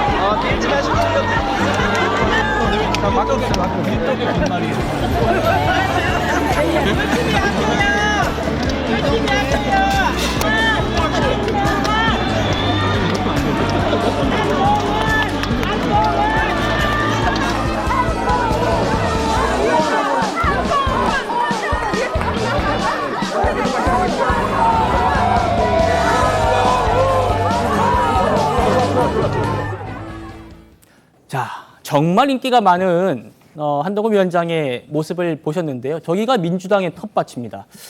이번 총선 결과 어떨지 굉장히 저도 궁금한데요. 그런데 보신 영상 외에도요, 또 저희가 또 보여드릴 영상이 있습니다. 바로 한동훈 위원장이 고등학교 때 자율학습 선생님을 이 시장에서 만났다는 거예요. 지금 저희가 동의를 못 구해서 모자이크로 이렇게 보여드리고 있습니다만 저분이 한동훈 위원장이 고등학교를 다닐 때 자율학습 선생님이셨대요.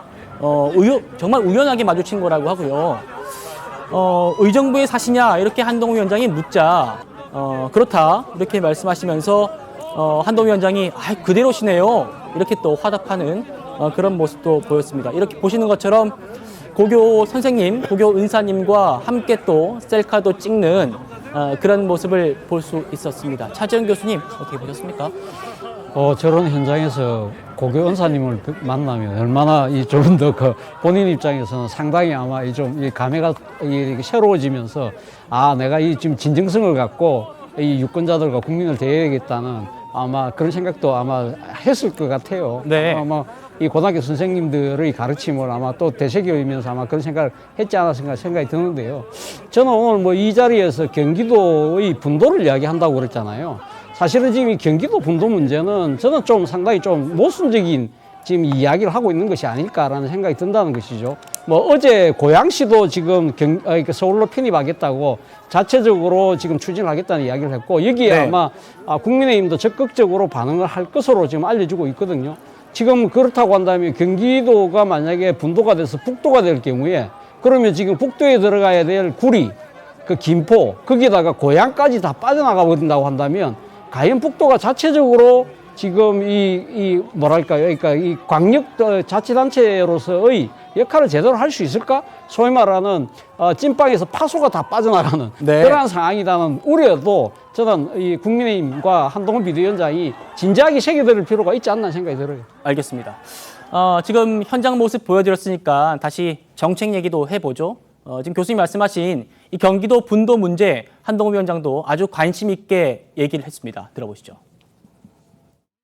사실 이 경기 분도의 문제가 김동연 지사가 낸 문제인가요? 그렇지가 않습니다. 1987년에 노태우 후보가 제일 먼저 공약을 냈었습니다. 그리고 1992년 우리 당의 전신인 정당의 후보로 출마했던 김영삼 후보도 역시 약속했었습니다. 그러니까 이 부분에 대해서는 서로 여야의 문제가 없는 겁니다. 이 문제를 해결하는 공을 저희가 가져가겠다는 것이 아닙니다. 반드시 이 문제를 확실하게 해결하자는 말씀을 드리는 겁니다. 결정해 주시면 저는 하겠습니다. 제가 말씀드렸죠. 우리가 이기게 되면 저는 떠나지 않겠다고요. 목련에 피는 계절, 천이 오는 계절에 46만 의정부 시민의 삶이 조금이라도 나아졌다는 말을 반드시 듣고 싶습니다. 강선필 부위원장님, 민주당도 지금 경기도 분도 얘기를 주요 의제로 지금 얘기하고 있지 않습니까? 맞습니다. 근데 이제 조금 궁금한 점이 있어요. 어떤 문제가 있냐면 이 경기도, 이 남부와 북부, 이 분도 문제는 사실 말씀하신 것처럼 오래된 문제예요. 근데 이게 서울시 편입하고 또 관련이 있는 거거든요. 그렇죠. 그러니까 서울시에 들어가고 싶다고 그 주변에 있는 도시들이 다 서울시로 들어가면 어디가 남부고 어디가 북부로 가겠습니까? 그리고 서울시로 못 간 북부에 있는 도시에 있는 주민들은 소외감을 느낄 거거든요. 그래서 이것을 이렇게 동시에 추진하는 것이 과연 맞는지에 대해서 저는 의문이 있고요. 또 마지막 말씀입니다. 이건 말꼬투리 잡는 게 아니라 이기면 된다고 했는데 그러면 선거에서 지면 여당인데 이것을 추진 안 하는 겁니까? 저는 그런 의문이 있다. 이런 말씀 드리겠습니다. 서정욱 변호사님 반론 있으신가요? 저는 이제 반론은 없고요. 아까처럼 이게 경기 남북도는 진짜 여야의 문제가 아닌 것 같아요. 이런 거야말로 이게 바로 그냥 서로 합의하면 할 수 있는 거 아닙니까? 저는 여러모로 이게 경기도가 지금 인구가 1,400만에 육박할 정도로 이게 너무 커지고 있습니다. 그 점에서 이제 북부와 사이에 여러 가지 또 이질적인 이런 것도 있기 때문에 이거는 정쟁하지 말고 빨리 이게 좀 처리하시면 좋겠습니다. 알겠습니다. 한동훈 위원장이 오늘 이 시장에서 의정부 시장에서 이렇게 많은 인파에 둘러싸여서 지금 일정을 소화하고 있다는 모습 보여드렸고요. 그리고 어제 일정도 좀 화제여서 이어서 전해드리려고 합니다. 어제 이국종 국군 대전병원장을 만났죠. 이게 화제입니다. 그래서 내용을 전해드리려고 하는데 어제 한동훈 위원장이 이 이국종 교수, 이국종 원장을 국민의힘에 영입하려 했었다 이렇게 깜짝 공개했었거든요. 그 모습 보시겠습니다. 저는 이국종 원장님을 짧지만 대단히 깊게 알고 있다고 생각하는데요. 제가 또 몇 번 거절당해서 더 그렇습니다. 제가 같이 일하고 싶어서 제가 원래 잘 아는 분인데요. 본인이 현장에서 국가를 위해서 봉사하고 싶다라고 말씀하셔서 각자의 위치에서 계속 열심히 일하자라고 다짐했습니다. 좋은 분이에요. 네. 정호기 의원님, 저희가 재밌는 뒷얘기 사실 이것 때문에 지금 오늘 이 주제 다루는 건데요. 이국종 교수가 한동훈 위원장과 헤어질 때 쇼핑백을 하나 줬는데 지금 그 영상이 있으면 저희가 봤으면 좋겠거든요. 헤어질 때 모습입니다. 이국종 교수가 이렇게 한동훈 위원장한테 쇼핑백 하나 더 주잖아요. 저게 뭘까? 저게 뭐지? 그래가지고 저희가 취재를 해봤어요. 그러니까 만화책이 들어있었대요. 이국종 교수가 한동훈 위원장한테 만화책을 줬다는 거예요. 두 사람이 개인적으로 친분이 있다는 걸 방증하는 그런 모습 같은데 두 사람이 알고 보니까 뭐 장관 때부터 뭐 개인적으로 연락을 하고 뭐 그랬던 사이라고 하네요.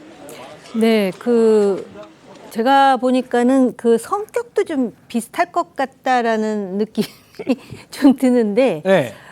왠지 풍기는 면에서도 좀 닮아 외모도 있는 것 닮았다 뭐 이런 얘기도 같다라는 하시는 분들이 계시더라고요. 서로 그 얘기를 좋아할지 싫어할지 모르겠지만 아무튼 그런 부분이 있는 것 같고 만화책에 들었다 하니까는 상당히 친분이 두터운 사이구나. 그리고 한동훈 위원장이 이국종 교수를 아마 정계 입문을 강력하게 추진을 했는데 이국종 교수가 정중히 거절한 일화도 또 나오고 있습니다. 그 만화책을 서로 주고받았다라는 거는 요새 만화는 뭐 여러 가지 장르가 있겠지만 상당히 서로 교감하고 있다라는 그러한 방증인 것 같고요. 그리고 서로 통화도 많이 한다 하고 또 최근에 북한의 도발 위협 때문에 연평도라든지 백령도 이 지역이 상당히 자주 언급이 되고 있는데 적어도 그런 대전 국군병원 원장으로서 이러한 북한의 도발이 발생했을 때 이국종 원장이 닥터 헬기는 말할 것도 없고 긴급 의료를 분명하게 하겠다라는 또 애국심을 보여줌으로써 맞아요. 그런 면에서 아마 한동훈 위원장하고 상당히 서로가 케미가 잘 맞는 사이라는 느낌이 많이 들었습니다. 예, 저희 시사쇼 정치다 유튜브를 통해서 많은 분들이 이 만화책 그럼 어떤 만화책이냐, 제목이 뭐냐 이렇게 많이 물어봐 주신다고 하는데 사실 저희 취재가 안 됐습니다. 이게 취재가 되면 저희가 또 어떤 만화책인지 저도 궁금하거든요. 그래서 알려드리도록 하겠습니다. 이국종 원장이요. 정호기 의원님 말씀하신 것처럼 연평도 포격 사건 그리고 천안함 피격 때 이때를 언급하면서 닥터 헬기가 필요하다 이런 문제점까지 지적했죠. 이어서 들어보시겠습니다. 군 의료기관으로서 저희는 이 치욕을 잊지 않겠습니다. 천안함에 대한 전면적 북한의 기습 그리고 더 나아가서는 연평도 포격 사건 때 제가 한나절 동안 북한의 공격으로 연평도 전체가 쑥대밭이 돼가고 있는데 저도 군 의료진의 한 사람으로서 제가 피눈물이 나는 순간은 이때 단 한 대 응급구조 헬기도 뜨지 않았습니다. 다시는 이런 치욕을 겪지 않기 위해서, 다시는 이런 치욕을 겪지 않기 위해서 서북 5개도에서 들어가서 저희가 옥새를 각오하는 심정으로 적의 도발이 멈추는 그 순간까지 저희는 손에서 나오지 않을 겁니다. 최범호 의원님, 이국종 원장이 우리 군이 고군분투를 정말 하고 있는데 어떻게 단 한 대의 의무 헬기도 뜨지 않은 것, 이거는 국제적 망신이다 이렇게 강하게 반발했습니다. 그렇죠. 연평도 포격 사건 잘 기억하시겠습니다만 네. 그 당시에 이제 부상당한 우리 민간인들도 있었고 군인들도 있었습니다. 자, 그런데 그 부상자들을 치료하기 위한 닥터 헬기 뭐 이런 부분을 이국종 원장이 지금 관심을 가지고 있는 거 아닙니까? 근데 저희도 이제 몰랐는데 이국종 원장에 따르면 그때 단 한 대도 뜨지 않았다는 거죠.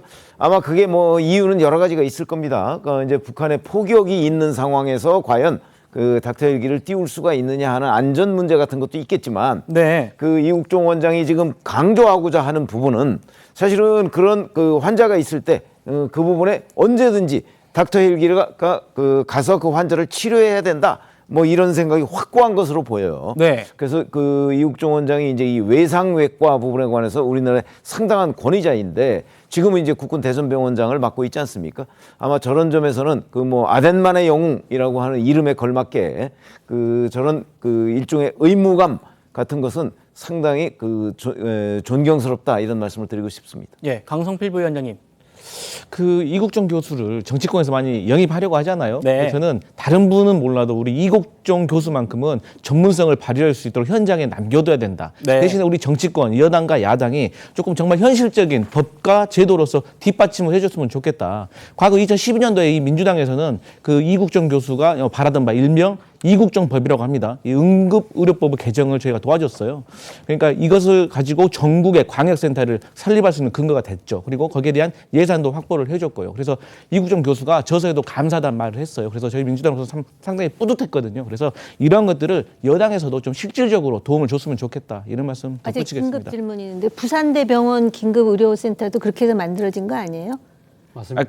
그런데 이재명 대표가 서울로 올라오는 바람에 그냥 잠깐 궁금해서.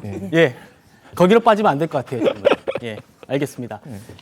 저도 개인적으로 이국종 교수님이 현장에서 우리 응급 의료를 위해서 더 많은 일을 해주셨으면 좋겠습니다. 여기까지 정리하고요. 저희는 총선 얘기 계속 해볼 텐데요. 지금 50일밖에 안 남았습니다. 뭐 아직 선거구도 안 정해졌는데 그럼에도 여야 대진표는 속속 확정이 되고 있습니다. 오늘 국민의힘이 세 번째로 단수 공천을 발표했습니다. 충청권 중진 중에는 정진석 의원만 단수 공천 받았고요. 다른 중진들은 모두 경선을 치르게 됐는데요. 충청권 첫 대진표가 그래서 충남 공주, 부여, 청양 이곳이 됐습니다.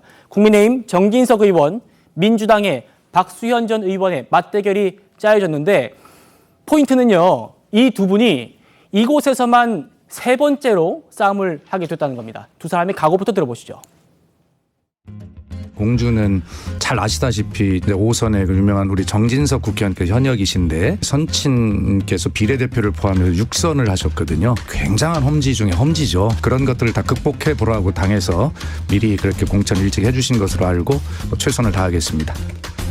이번 선거의 승리를 위해서 더 열심히 해야겠다는 막중한 책임감을 느끼고 있습니다. 제 지역뿐만 아니라 충청도에서 우리 국민의힘의 바람이 불고 이것이 수도권으로 상승해서 결정적인 선거 승리에 기여할 수 있도록 최선의 노력을 다하겠습니다.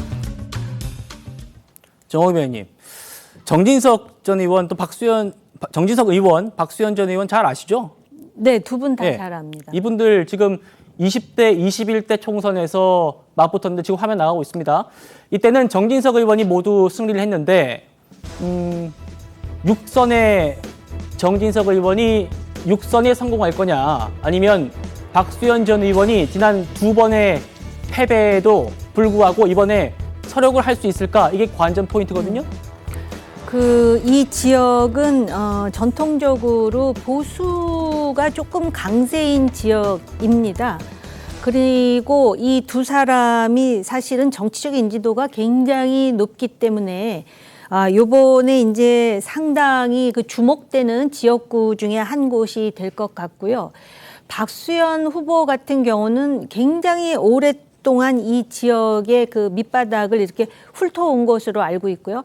정진석 후보 같은 경우는 또 정치 명문가로서 그 지역에 굉장히 뿌리가 깊은 그런 정치인입니다. 그렇기 때문에 선의의 경쟁을 아마 할 거라고 기대하고 있습니다. 알겠습니다. 경선 상황도 좀 살펴보겠습니다. 눈길을 끄는 지역구가 바로 서울 양천갑입니다. 전현직 의원들 그리고 한동훈 위원장이 이번에 영입을 한 구재룡 비대위원까지 맞붙으면서 이 3파전이 예상되는데요. 굉장히 좀 신경전이 치열해요. 면접장에서도 좀 그런 모습을 보였고요. 정미경 전 의원이 이게 방송으로 좀 적합한지는 모르겠습니다. 새로운 사람이라는 뜻의 속어를 얘기하면서 노련한 사람이 통합해달라는 요청이 있었다. 뭐 이런 얘기를 하면서 내가 후보가 돼야 된다. 이렇게 얘기를 했고 조수진 의원은 정미경 의원의 얘기에 대해서 본인 주장이다. 이렇게 또 일축을 했습니다. 구자룡 비대위원 희망을 담은 그릇으로 쓰일 수 있어서 기쁘다. 이렇게 얘기를 했는데 최병목 의원님 이것도 좀 관심이 쏠리고 있어요. 그렇죠. 조수진 의원은 일찍부터 이제 당협위원장을 맡아서 활동을 해왔고요. 이제 정미경 전 의원의 경우에는 이제 최고위원을 그만둔 뒤에 지역구를 옮겨서 그 지역에 도전을 하겠다고 했는데 굉장히 열심히 뭐 방송 활동도 열심히 하고 실제 현장 활동도 열심히 한 것으로 알고 있습니다. 근데 거기에 이제 구자룡 비대위원 같은 경우는 사실 방송 활동을 하고 나서 뭐 그 지역이 이제 고향이긴 하지만 그 지역에 뛰어든 지는 얼마 되지 않아요. 근데 네. 저기는 이제 한동훈 비대위원장이 직접 발탁했다는 또 그런 강점이 있어요. 그래서 아마 세 사람 모두 이제 경선으로 결정이 됐는데 만만치 않은 저력이 있을 것이다. 이렇게 봐서 아주 흥미로운 지역구 중에 하나다. 이렇게 생각합니다. 알겠습니다. 저희는 마지막 주제 조국 전 장관 얘기 좀 해보겠습니다.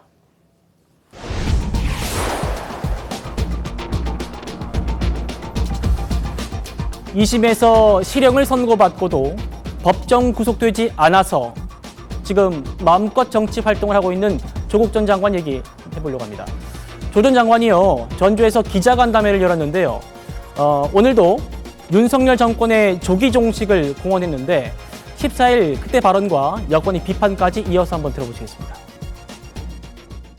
무도하고 무능한 검찰 독재 정권과의 싸움에 맨 앞에 서겠습니다. 윤석열 정권을 하루라도 빨리 종식시키는 것이 국리 민복의 길입니다. 저는 윤석열 독재 정권을 조기 종식시키는데 지켜야 된다. 헌법학자가 조기 종식시키겠다고 저렇게 선동하는 것은 조금 더 심하게 말하면은 내란 선동 그런 논란이 생길 수도 있어요. 근데 우리가 솔직히 보면은 조국 장관이 그렇게 말하는 그 속셈이 뭐겠습니까? 결국 방탄 배지 시즌2입니다. 이재명 대표한테 봤거든요. 벤치마킹 한 겁니다. 차 교수님. 네. 네. 지금 조 전 장관이 뭐라고 했냐면 검찰이 선거 운동을 하고 있다. 이러면서 뭐 김정숙, 김혜경 여사의 수사를 검찰의 선거 운동으로 규정을 했습니다. 어떻게 좀 보십니까? 조국 전 장관 입장에서는 상당히 그 검찰의 수사 시점이 상당히 좀 공교롭게도 정치적인 의도를 갖고 있는 것이 아닐까라고 충분히 의심을 할 수 있는 상황이라고 저는 보여집니다. 그런데 이 사실 근데 김혜경 씨 같은 경우는 사실은 어떻게 보면 검찰이 좀 빨리 수사를 했더라면 수사를 해서 빨리 기소를 했더라면 어땠을까 하는 생각이 드는데 뭐 사실 그러니까 이 공범이 있던 배모 씨의 2심 확정 판결이 날 때까지 묵혀뒀던 사안이잖아요. 그러다 공소시효가 2심에서 만약에 확정이 돼서 배모 씨가 상고를 그러니까 포기할 경우에 그럼 공소시효가 중단되니까 거기서 서둘러서 했다고는 하지만 그게 공교롭게도 지금 이 총선 국면하고 맞물리면서 검찰의 수사의 일종의 뭐랄까요. 그러니까 의도가 내비친다는 대목. 뭐 그거도 뭐 저도 뭐 충분히 비판할 수 있는 대목이라고 생각이 들고요. 그러나 김혜경 씨하고 별개로 김정숙 여사에 대한 문제는 왜 굳이 이 시점에 이 이야기가 불거졌을까? 물론 뭐 지금 서울시 의원, 국민의힘 서울시 의원이 이걸 갖다가 지금 이 고발을 했다는 거잖아요. 그 때문에 이 검찰이 이 지금 관할청에다 넘겼다는 것인데 이러한 부분들이 다시 또 언론에 흘러나오고 그렇게 하면서 과연 이 지금 전직 대통령의 그러한 이 크게 중하지 않은 여러 가지 그러니까 지금 고발 이 사건을 갖고 이렇게 언론에 이 부각이 되는 부분들인 아마 뭐 야당 입장에서는 충분히 정치적 의도가 있다고 뭐 판단하고 비판할 소지는 있다고 생각이 듭니다. 물론 뭐 제가 조국 전 장관의 정치를 하는 부분에 대해서는 저는 비판적인 시각을 갖고 있지만 그런 입장에 대해서는 저는 뭐 공감할 수 있다는 생각이 듭니다. 네, 말씀하신 대로 조 전 장관이 지금 굉장히 정치 활동을 활발하게 하고 있는데 부인인 정경심 전 교수가 본격적으로 신당 지원에 나서기로 그렇게 결심한 것 같습니다. 대구에서 24일에 북콘서트를 연다 이런 보도가 나왔기 때문인데요. 그럼 과거에는 어땠을까? 한번 보시겠습니다. 현재 지금 제가 말하고 싶지 않다고 했죠. 그럼 우리 아파트는 어떻게 들어왔습니까? 지금 오늘 수야 아저씨 나한테 혼나는 꼴을 보고 싶어서 이러세요? 그만합시다. 나는 내 남편 정치하는 거 원치 않아요. 변호사님? 지금 이제 검찰이요 10만 4천원짜리 한 건 가지고 이게 이제까지 수사 안 하다가 이제 선거 시점에 하는 게 아니고 혐의가 이게 2천만 원 육박합니다. 카드 쓴 게 수백 건이에요. 이걸 계속 조명희 씨부터 수사를 해온 겁니다. 그러다 보니까 이게 워낙 불법성 카드가 많아서 오래 걸린 거지 특정 시점을 겨냥한 게 아니다. 10만 4천 있는 게 아니다. 이 말씀 드리고 그다음에 김정숙 여사가 언론에 부각되는 게 그게 뭐 검찰 책임입니까? 이종배 시의원이 계속 고발하고 그리고 이게 기자회견도 하고 하니까 언론이 보도하는 거지 이거는 검찰하고는 전혀 관계없는 겁니다. 알겠습니다. 오늘 토론 굉장히 활발했는데요. 여기까지 정리하고요. 저는 1분 뒤에 돌아오겠습니다. 네, 저희는 다음 주 월요일 5시 10분에 다시 찾아뵙겠습니다. 여러분 고맙습니다.